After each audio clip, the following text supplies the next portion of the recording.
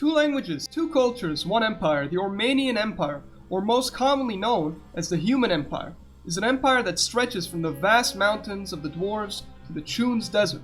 This vast expansion did not happen overnight. This vast empire is starting to shake from the warm winds and hilly acres in Ormar to the cold breeze of the extensive forest in Inglesville.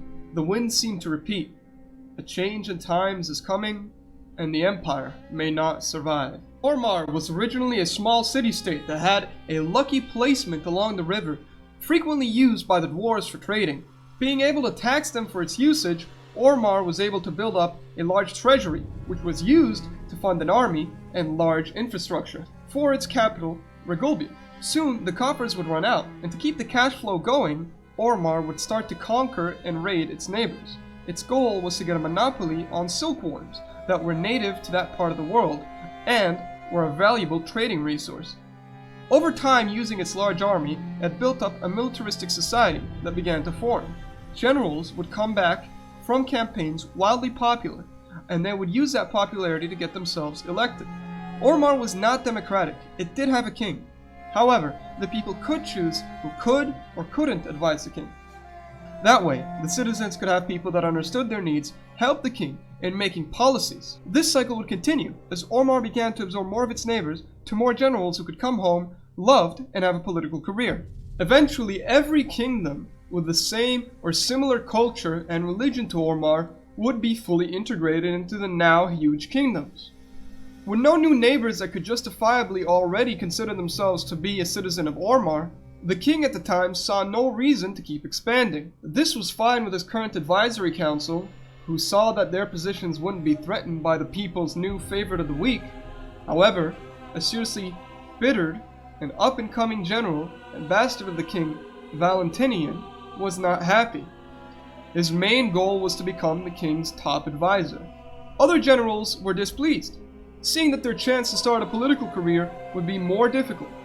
So a conspiracy began, seeing Valentinian as the most reputable due to his long service with the military and past leadership in campaigns. He led them. Valentinian proposed a plan. He would ask to be transferred and to lead legions that defended the kingdom's frontiers. There he'd start preparing a civil war, so the king and his advisory council could be deposed. Getting in charge of the frontier defenses should be easy. As I said, he had a long career in the military and was seen as capable, and could have some sort of claim to the throne due to being the son of the king. With a majority of the military behind him, including nobles hoping to have a political career, Valentinian would start the civil war, which would last about 15 years against his father, buying off the nobles who didn't recognize him to declare his father and siblings illegitimate. With an almost empty treasury, Valentinian looked to the tribes to the south, which held vast gold mines, and set off for the kingdom's frontier. Once at the frontier, Valentinian began whipping his soldiers into shape, preparing them for what was to come.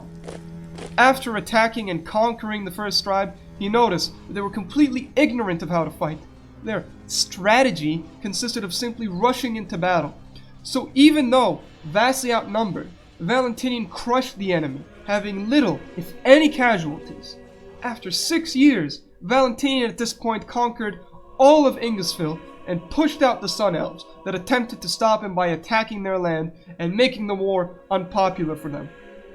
Due to the tribe's disunity, it made taking the land quick and easy.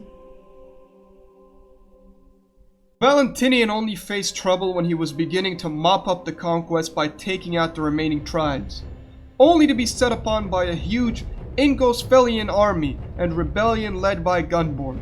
Valentinian was able to beat this force, but at a great cost.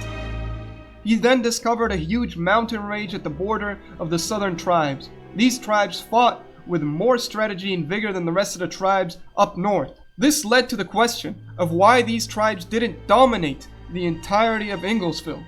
His question was answered. One night while camping near a mountain pass, a horn sounded, and these strange creatures with immense strength attacked.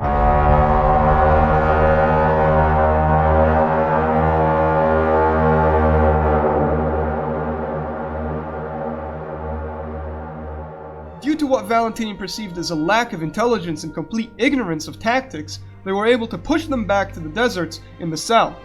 Valentinian then ordered a border guard to remain on the mountains and protect his new empire and his conquests until he could come up with a more permanent solution. The name Human Empire was purposefully coined to help the new citizens integrate under Ormarian rule.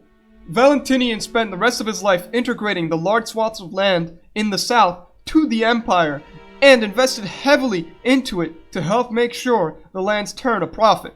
He had 2 sons. One was sent to be raised in the capital of Inglesville, and the other was raised in Regulbium. For 30 years, Valentinian ruled peacefully and successfully consolidated the empire and built massive construction projects like the Imperial Highway, which would connect the empire. The next great work, and his solution to the Chun problem, Valentinian encountered during the conquest of Inglesville, would be a massive wall that went along the border the empire shared with the Chun to keep them out because they were showing trouble and hard to handle. The emperor would never solve the Chun problem fully. However, due to them proving to be immensely strong, he turned to the wall instead and named it the Valentinian Wall. But eventually, the emperor found himself on the deathbed, and his last wish was to have the empire split between his sons to ease administrative burden. And as his final breath left his mouth, the first emperor died, and everything would change. Humans have a large pantheon that represents everything in their daily lives. Still, there are 6 major ones: Tis, Briocht, Rendamach, Sayakna, Ayan, and Sesmach. Tis, the god of destruction; Briocht, the god of disease; and Rendamach, the god of overabundance, are the 3 major corrupted gods. Simultaneously, Sayakna is the god of peace, Ayan, the god of harvest, and Sesmach, the god of order, are part of the pure aspects. Worship of corrupted aspects is illegal, so it is present, but it's underground. The pantheon of Ormar and Inglesville was combined to help integrate the tribes of Inglesville into the empire by Valentinian. However, there are people in both kingdoms that still worship their own separate gods.